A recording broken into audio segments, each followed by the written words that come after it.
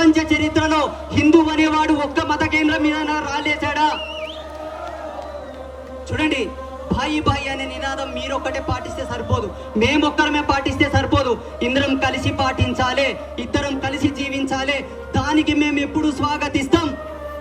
మీరందరూ మీ మీ ధర్మాన్ని మీరు గౌరవించుకోండి, రాజ్యాంగాన్ని గౌరవించుకోండి, మమ్మల్ని గౌరవించండి, మేము కూడా మిమ్మల్ని గౌరవిస్తాం. అవునా కాదా? అవునా కాదా?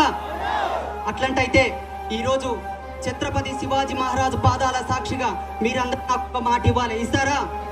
ఇస్తారా? చేతులు పైకెత్తి పిడికిలు బిగించండి. ఈ రోజు నుంచి మేము ఎవరు